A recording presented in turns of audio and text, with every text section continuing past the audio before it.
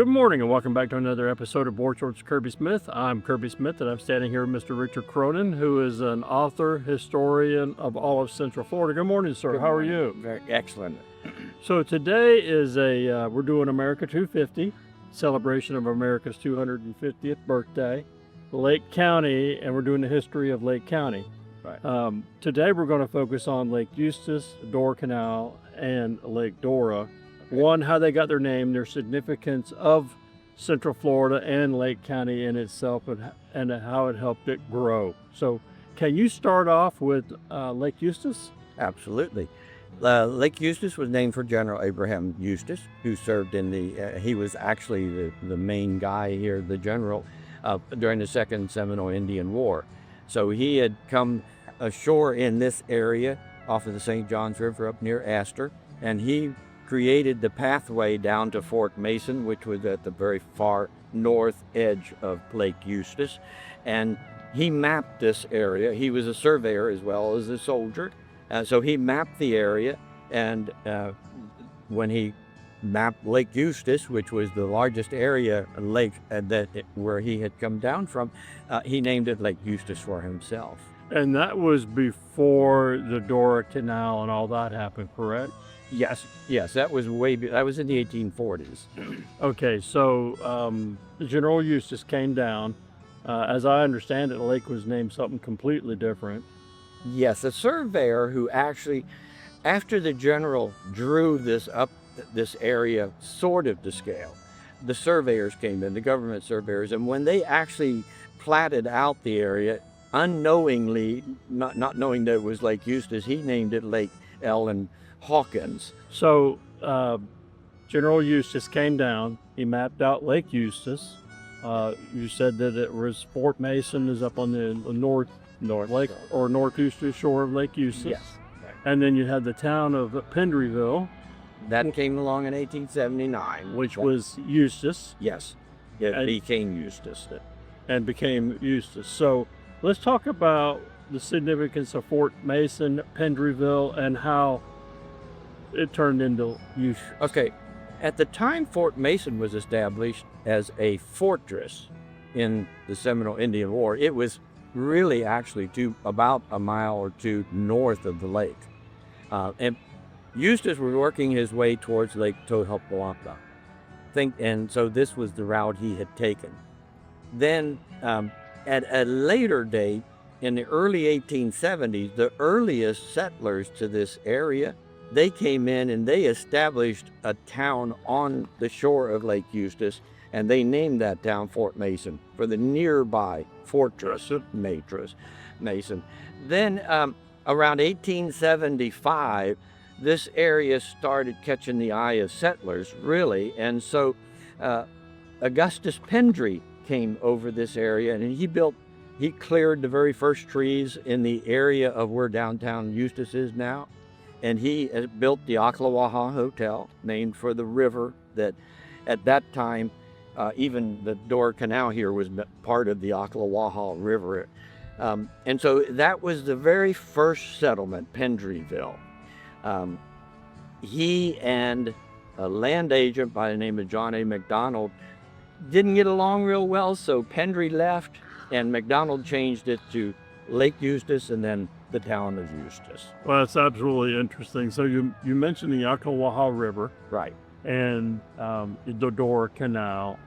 And this used to be called the Eflin River? For a brief period of time, yeah. It was Alexander St. Clair Abrams who, I believe, actually named it the Dora Canal because he dredged it out.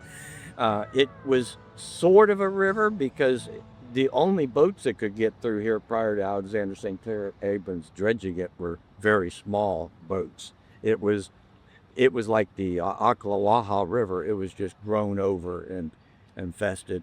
So different areas around here had for short periods of time got different names because the settlers, calling it this or calling it that, but the names that stuck are the names that we know them as by today. Okay, so Dora Canal has a very big significance to both Eustis and Tavares and even further south. And even now Dora, right? Because Alexander St. Clair Abrams, of course, bought all the land that's on the other side of the Dora Canal from where we're standing now.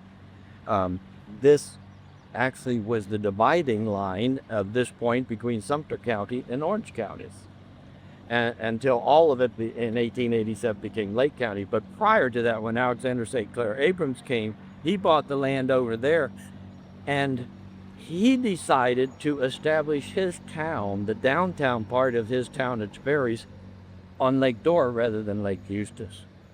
I don't think there's really an explanation why he chose that, but to do that, he had to dredge the Dora Canal so that steamboats could get through it. They couldn't get through it. So now we're talking about the Dora Canal. Yes, that's 1881. In 1882, it officially became known as the Dora Canal. And how did all that happen?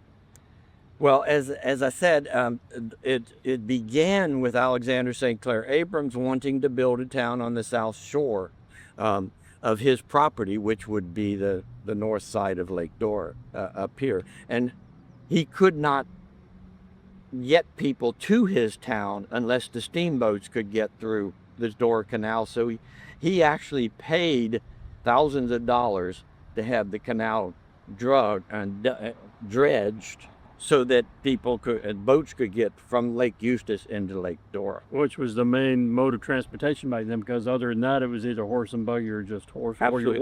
There were no railroads at that time. Right. No way to access this area other than the steamboats that had come down the Ocklawaha River and opened up Lake Dora, which also opened up Mount Dora. You couldn't get to Mount Dora either. So it was really a critical canal serving Tangerine, Mount Dora, and St. Clair Abrams town at Tavares.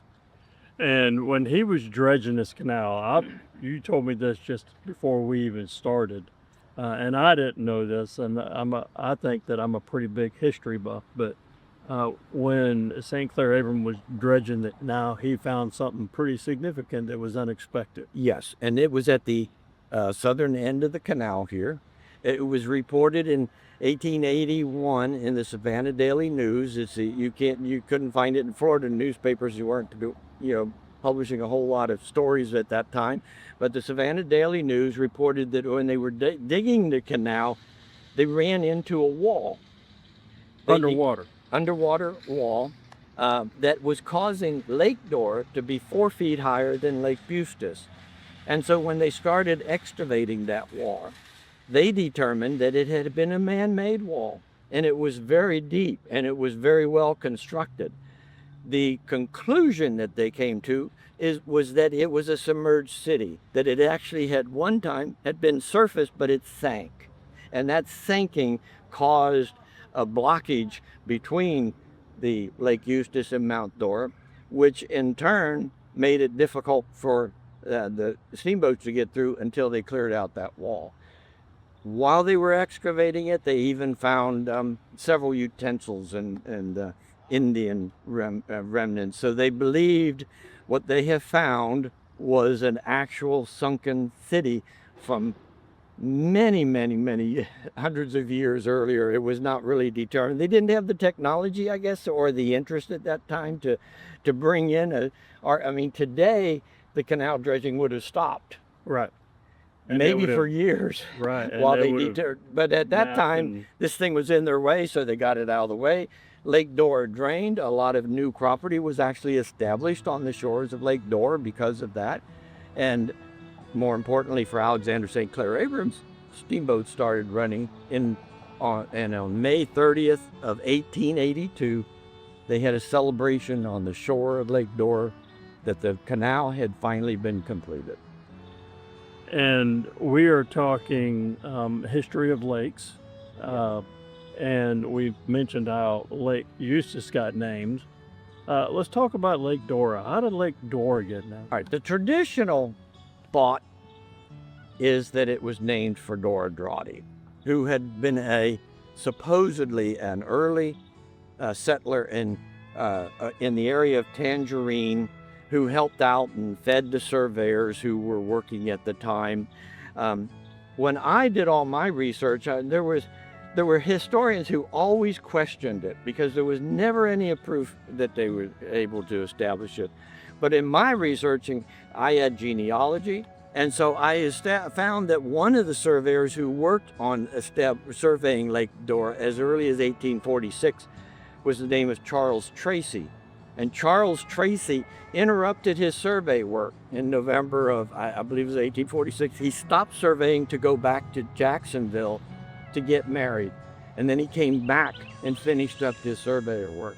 And he happened to marry Theodosia Flotard. And the two ended up going to California by 1850. And in 1850, Theodosia Flotard Tracy was going by the name of Mrs. Dora Tracy. To me, it's very interesting that all the lakes here in Lake County have a specific name, and it meant something to the settlers or the people who had found the lake. And what I would like to do is, but you have written a book on the lakes here in Lake County. Yes. But if you're interested in a lake and how it's got its name, give us an email. Maybe we'll come back out and shoot a couple of shots and explain how that particular lake got its name. A lot of them are extremely interesting, like Lake Elsie, the lake that my parents live on. It's something that I knew nothing about that was absolutely fantastic. You want to expand on that a little bit? Sure. I think I got it from my father. Whenever I see a name of a road or lake or town even, in my brain, first thing I think of is, who was that named for? I mean, it'd be somebody meant so much to somebody that they actually wanted to put their name on it. And so my book that you're talking about, Historic Florida Lakes, has 415 lakes that I've researched and named over the many years. Elsie I named because of your parents, if I'm allowed to say that. Yeah. Okay, they live on Lake Elsie. I understand you grew up on Lake Elsie. I did. And so while I was researching, I thought, all right, I got to know who Elsie is. I mean, you know, a lot of people think, all right, Lake Elsie, but to me, I want to know who Lake Elsie is. And so Elsie turned out to be the wife of the developer here in Tavares by the name of George Butler. And so her parents had first settled on Lake Elsie, and she was their first daughter. And so the father named, very, very typical. Fathers seemed to love, Lake Gertrude was named for their first daughter. Fathers love to like to name lakes for either their wife or their daughters. The sons, I never much, but daughters, yes. And I can see that because daughters hold a special Absolutely. Not only that, but I think to some settlers, they dragged their family down here, their wife and children down to absolutely nothing. And there was no air conditioning, no electric. So look, honey, how I'm going to make up this, I'm going to name the lake for you. Well, Mr. Cronin, I can't say how much I appreciate you coming out. If you are interested in a lake that you live on, or you know a lake that has a weird name, give us an email or message us on Facebook. We'd be more than happy to research it. Maybe we'll come back out and do another series on that lake, or like the chain of lakes in Claremont, or something like that.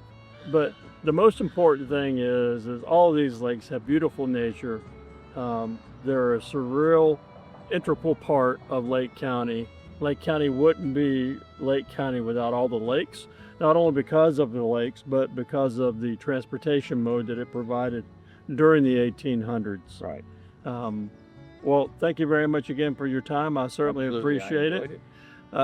Whatever you do, go out and enjoy the trails, go out and enjoy our lakes, visit the canals. Just be good to your friends, be good to your neighbors. Most importantly, help out when you can. That's all we have for Board Shorts Kirby Smith. See you next Wednesday.